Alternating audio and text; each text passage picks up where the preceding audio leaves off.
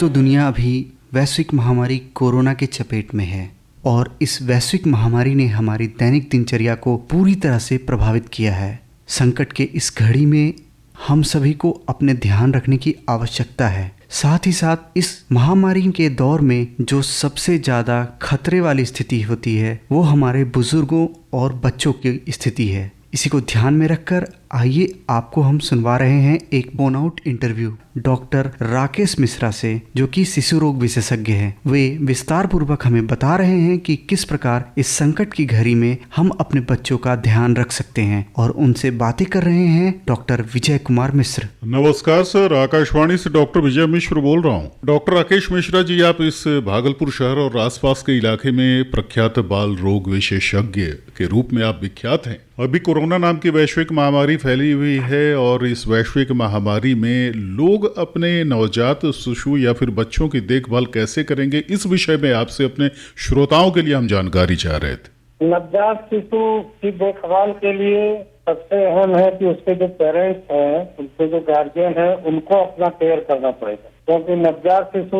तो सब कुछ निर्भर है बड़ों पे। अगर उनके पेरेंट्स जो हैं, जो कोरोना महामारी से बचने के लिए हम लोग अगर केयर में प्रॉपर हाइजीन मेंटेन करें, हैंड वॉशिंग करें, सोशल डिस्टेंसिंग का ध्यान रखें और मास्क यूज करें, कम से कम घर से बाहर निकले, एक्सपोज हो दूसरे आदमी से, वो खुद सुरक्षित रहेंगे तो हमारे नवजात शिशु स्वाभाविक रूप से सुरक्षा में रहेंगे। इसलिए जरूरी है जो घर के मेंबर्स हैं उनको सारी सावधानी बरतने की। बाकी जो हम लोग सामान्य रूप से नवजात शिशु के केयर के लिए करते हैं, वो सफाई जरूरी है, बच्चे का तापमान ठीक से रखना है, मौसम के अनुसार उसको मदर का फीड कराना है, ये सब सावधानी जो सामान्य रूप से हम लोग नवजात शिशु को बताते हैं वही जरूरी है। और इसके अतिरिक्त जो है, जो भी जितना कम एक्सपोजर हो, अगर बहुत जरूरी कोई स्थान में नहीं हो तो नवजात शिशु को लेकर बाहर अभी नहीं निकले, ये भी ध्यान रखना है। अगर एकदम आवश्यकता हो बाहर निकलना है, उसको लेकर एक डॉक्टर का अपॉइंटमेंट जरूरी है, ज्यादा सीरियस बात है। सामान्य टीकाकरण अगर संभव हो तो अभी पोस्टपोन भी कर सकते हैं इस लॉकडाउन में।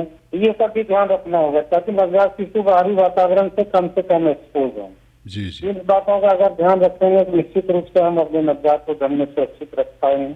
और नवजात से ऊपर के जो बच्चे हैं, और खास तौर से जो प्रतिरोधक क्षमता की एक बात हो रही है कि शरीर में प्रतिरोधक क्षमता विकसित रहे तो फिर रोग बीमारी व्याधियों का कम आक्रमण होता है, तो चिकित्सकीय दृष्टिकोण क्या होगा? बैलेंस डाइट के बच्चों का डाइट का ध्यान रखना अभी सबसे जरूरी है। जो हम लोग बैलेंस डाइट होता है, खाने में उचित मात्रा में विटामिन और मिनरल्स का सोर्स, उचित मात्रा में शरीर में पानी, बच्चों को रेट अननेसेसरी उसको कोई मानसिक परेशानी नहीं हो, अभी वो भी ध्यान रखते हैं। लॉकडाउन के लिए अपने कई सारी गतिविधियां उसकी रुक जाती है बच्चों की, उससे मानसिक रूप से भी काफी असर पड़ता है और ये सब कहीं न कहीं इनडायरेक्टली इम्यूनिटी को भी प्रभावित करता है। तो ये सब ध्यान रखते हैं, उनके भोजन का खास ध्यान रखते हैं, उनका जो मूवमेंट है उस पर ध्यान रखते हैं, अननेसेसरी घर से बाहर एक्सपोज नहीं हो, निकले नहीं, और इनका एक रूटीन इस पीरियड में पेरेंट्स को चाहिए कि एक अच्छे ढंग से रूटीन बनाए ताकि बच्चे अपने को एंजॉयमेंट करते हुए अपना काम भी करे और उसका हेल्थ भी ठीक रहे।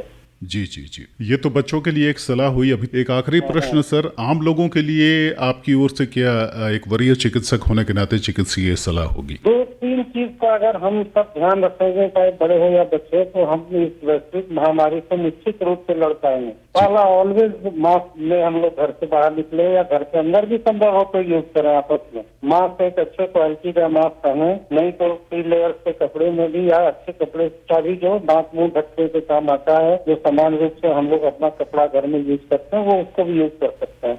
जी। दूसरा, हैंड वॉशिंग, हाथ सफाई पे पूरा ध्यान रखें और कोई जरूरी नहीं है कि सैनिटाइजर ही हो, आप साबुन से हाथ धोइए, वो ज्यादा उचित है। जी। इसका अल्टरनेटिव हम लोग सैनिटाइजर यूज करते हैं, जहाँ पानी संभव नहीं है हमेशा रखना तो हम लोग सैनिटाइजेशन करते हैं। घर का साफ सफाई रखते हैं और सोशल डिस्टेंसिंग का ध्यान रखते हैं। ये 3 मूल मंत्र है इसका, अगर इसको हम लोग पालन करेंगे निश्चित इससे सफलता मिलेगी हम लोग। जी। डॉक्टर राकेश मिश्रा जी, आपने आकाशवाणी से बातचीत की और आकाशवाणी के माध्यम से श्रोताओं को आपने उनमें जागरूकता और चैतन्यता लाने की दिशा में एक सशक्त पहल की, उसके लिए हम आपके प्रति आभार व्यक्त करते हैं। आपको बहुत बहुत धन्यवाद देते हैं। धन्यवाद। दोस्तों, हम आशा करते हैं कि इस साक्षात्कार से आपको लाभ मिलेगा। तो इसी के साथ हमें दीजिए इजाजत। धन्यवाद।